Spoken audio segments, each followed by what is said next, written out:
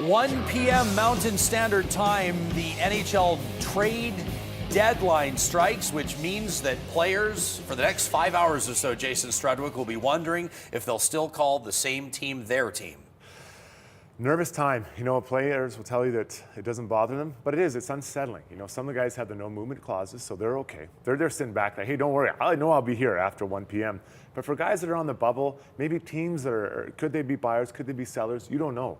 And I've been in a lot of teams that we were sellers, and it can be a little unsettling. You just want to know whether I'm going to be traded or not. Just let me know so I can move on with my life. Yeah, I guess you moved from your first NHL franchise, the Islanders, over to Vancouver in a deal right around deadline, wasn't it? I did, and that was very easy. I was a young man. I had I basically had one suit, no family, no wife. It was very easy. It gets a little more complicated when you talk about guys that have wives and families, kids in school. You could be away for 3-4 months from the kids if you make it all the way to the Stanley Cup final.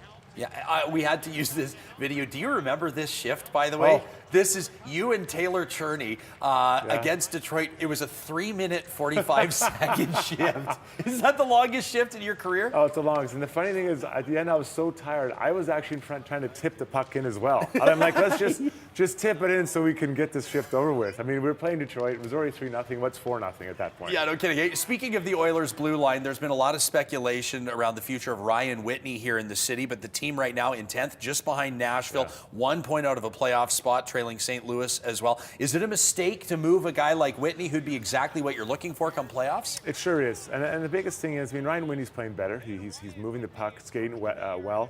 The thing is, it's sending the wrong message to this young team. You know, okay, guys, great job getting us this close, but now we're going to, sell off the parts we can get something for, and we're going to make you fight with one arm tied behind your back. I don't like the message at all. I don't think the management will do that.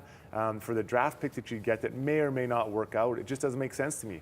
I'm all in favor of giving this team the best chance they can to go forward and make the playoffs. But that being said, I don't think they add anything major this trade year. It's not the time to add and go out and add a big player like an Iginla.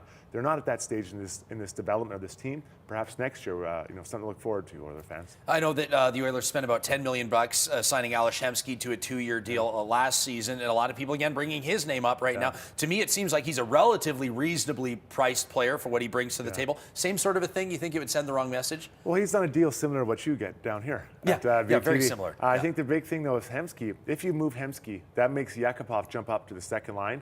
Now, all of a sudden, who's scoring the goals on your third and fourth line? They haven't had a lot of success there. Sean Horkoff's, added nice sparks since coming back from the knuckle injury.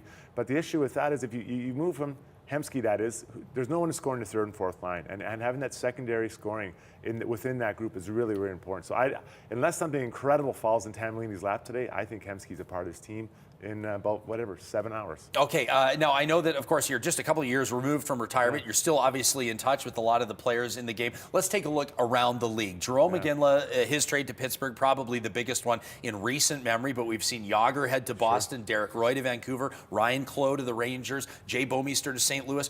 You expecting anything today? I mean, a lot of people are looking at Mika Kiprusoff as the obvious one to move. Yeah, to me, Kiprusoff going to Toronto makes no sense. They've got 2 young, good goalies there. If I'm Toronto, I just leave it. Let these young guys develop. Let them get their own chemistry going. As far as the other guys, there may be some moves. I think it's just, the second and third tier type guys. There's not going to be no studs moving around. Ryan Clough went last night, pretty expensive, quite a few draft picks, and he's not re-signed. So I expect trades to be made. I don't think there'll be anything earth-shattering. I hope I'm wrong because I'm actually on the radio for 4 hours this afternoon talking about it.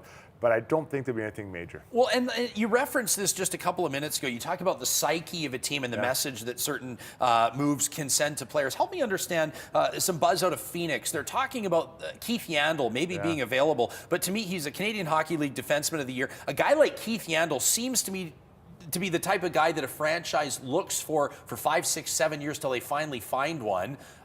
Do you move him to try to save money, or don't you set your franchise back 3 years? I think in my opinion, the problem in Phoenix is they can't score goals. They don't have the offense. They have a great coach, and they do a great job developing young defensemen.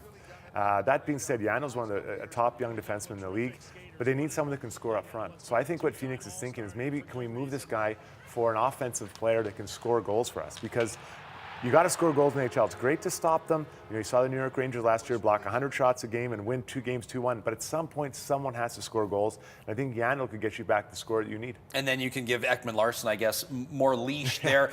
Finally, you're going to be on the air, as mentioned today. Of course, tonight you do the post game every game night on Team 1260. But this weekend, a great opportunity for blossoming blue liners. That's right. So I have, I spent a lot of time playing in the league, and I work with young kids, and I see holes in their development, specifically defensemen.